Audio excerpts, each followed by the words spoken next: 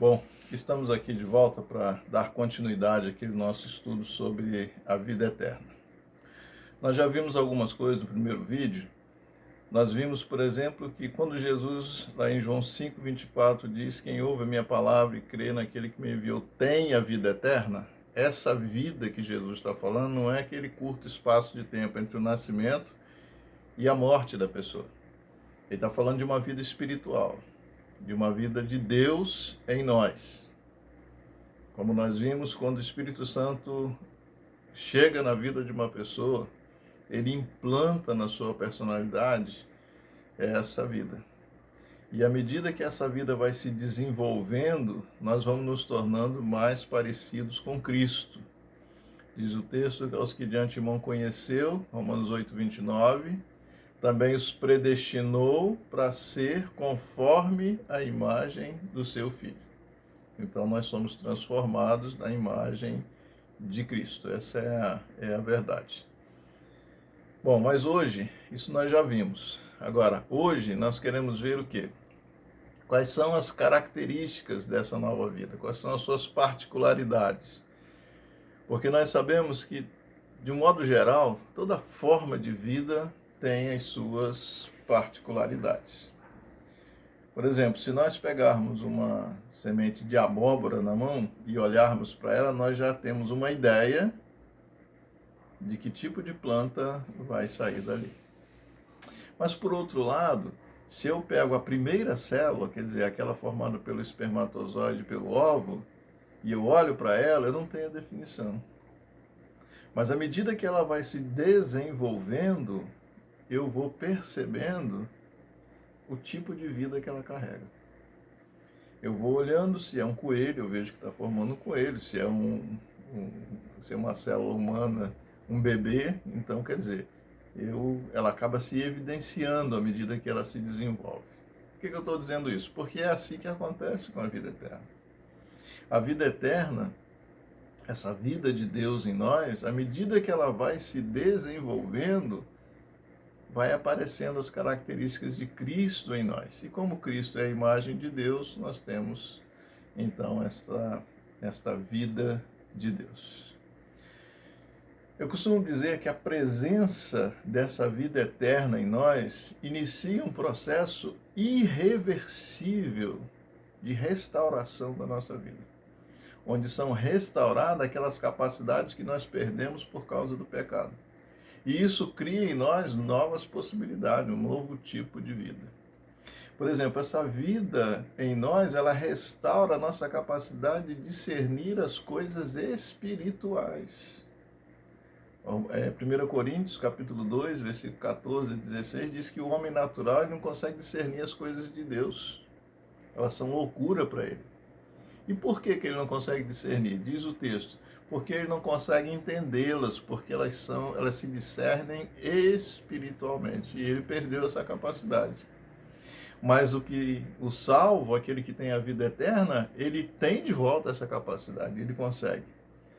Ele encarna a vida de uma maneira diferente. A Bíblia diz em 2 Coríntios 5:7, visto que andamos por fé e não pelo que vemos.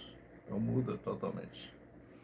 Uma outra restauração que essa vida traz é que ela cria em nós a capacidade de podermos nos sentir amados por Deus. Nós não temos mais aquele medo, aquele temor. Nós nos sentimos bem com a presença de Deus. Quando Ele está no lugar, nós nos alegramos com isso. Romanos 14, versículo 17, diz que o reino de Deus, ele é justiça. A justiça que antes nos assustava, agora nos alegra, porque nela está o perdão dos nossos pecados. A palavra de Deus diz também que o reino de Deus é paz. Sentimos paz com Deus e alegria, uma alegria que não depende das circunstâncias. Isso é gerado pela vida de Deus em nós. E à medida que ela se desenvolve, nós vamos cada vez mais nos sentindo assim. Em terceiro lugar, essa vida ela restaura também ela muda a maneira como nós nos relacionamos com Deus. Romanos 5:5 diz que o amor de Deus é derramado em nosso coração. Nós nos sentimos sentimos esse amor sendo derramado em nós. E aí nós passamos, Romanos 8:15 diz que nós não temos mais um espírito de escravidão, como era na lei, você tinha que obedecer. Não, mas nós passamos a ter um espírito de adoção, no qual nós chamamos Abba Pai ou Papai, ou seja, é gerada uma intimidade com Deus. E você passa a obedecer a Deus, não pelo e amar a Deus, né? Nós passamos a amar a Deus não pelo que Deus faz, mas à medida que nós vamos amadurecendo, que essa vida vai crescendo em nós, nós aprendemos a amar a Deus pelo que Deus é, independente do que Ele faz. Nós passamos a amá-lo como pessoa. O amor de Deus é derramado em nós e vai crescendo e gerando. E aí chegamos ao ponto, né, e esse é o nosso alvo na vida cristã, ela vai crescendo, ela vai se desenvolvendo. Amarás o Senhor teu Deus de todo o teu coração, Lucas 10:27, né, de toda a tua alma, de todo o entendimento, de toda a força. Nós somos estimulados pelo Espírito Santo a amar a Deus integralmente. E ainda mais, a amar o nosso próximo, aquele que foi feito à imagem e semelhança de Deus, como a nós mesmos.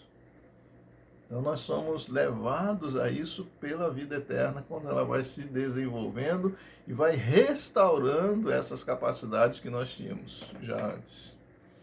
Em quarto lugar, eu queria te dizer que assim como um filho se alegra quando seu pai, já viu? Tem filho que se alegra quando seu pai é elogiado, né? Essa passa a ser a motivação daqueles que têm a vida eterna. Nós ficamos alegres em obedecer a Deus e ver que a nossa obediência está fazendo com que outras pessoas o elogiem ou o glorifiquem a Deus, como a Bíblia diz. 1 Coríntios 10:31 diz: quer vocês comam, quer bebam, ou faça qualquer outra coisa, faça para a glória de Deus. Então você começa a se preocupar com isso, com o que fala, com o que faz, para que o seu Pai seja glorificado. E essa mudança, ela é consequência da presença da vida eterna. Portanto, meus amados, ser cristão é ser uma pessoa ressuscitada, espiritualmente falando. É uma pessoa que recebe novas capacidades, que cria nela novas possibilidades. Mas essas capacidades, essa que nós vimos, essas mudanças, elas precisam ser exercitadas, elas precisam ser praticadas para que possam crescer. É assim que acontece com toda a vida.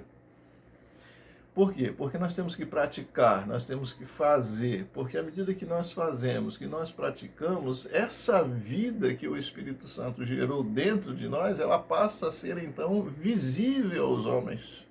E quando ela se torna visível, Mateus 5 diz assim, versículo 13 a 16, assim brilhe a vossa luz diante dos homens, olha só, para que vejam as vossas boas obras e glorifiquem ao vosso Pai que está nos céus.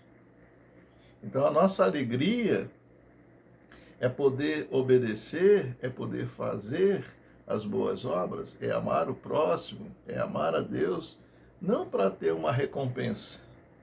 A nossa recompensa é que o nosso Pai seja glorificado. E a vida eterna, ela cria esse regozijo no coração do homem. É totalmente diferente do homem sem a vida, né? O homem morto espiritualmente, quando ele pensa só em si, aquele egoísmo, aquele centralismo. Aqui não. Aqui a preocupação é que o Pai seja glorificado. E para finalizar, a nossa maneira de viver, né, revelando ao mundo, né, aquilo que Deus tem feito em nós, tem um resultado excelente. A palavra de Deus diz em João 17:28, que sejam aperfeiçoados na unidade para que o mundo conheça que tu me enviaste. Jesus disse que o mundo vai conhecer que ele foi enviado por Deus através de nós. E vai reconhecer que ele nos amou como também amou Jesus. E isso abre uma porta de salvação. Então, às vezes, nós ficamos tão preocupados, né, com uma pregação do Evangelho. Como é que nós vamos pregar o Evangelho? Como é que nós pregamos o Evangelho? Revelando, deixando esta vida que está em nós se tornar visível para as pessoas. Esse é o maior testemunho. Porque quando as pessoas olharem em nós e verem Cristo, e verem que nós somos amados por Deus e que Deus amou a Cristo, isso abre uma porta de salvação, de entendimento para elas também. Portanto, essas particularidades da vida eterna, elas precisam ser conhecidas, mas também praticadas, exercitadas. Próximo vídeo nós vamos ver como é que a gente faz esse exercício, o que nós podemos fazer para contribuir para o nosso próprio crescimento espiritual. Mas o fundamental já foi feito. A vida está em nós. Deus habita, colocou essa vida, essa restauração já está em andamento e vai continuar assim. Tá certo? Então, até a próxima aí. Que Deus nos abençoe.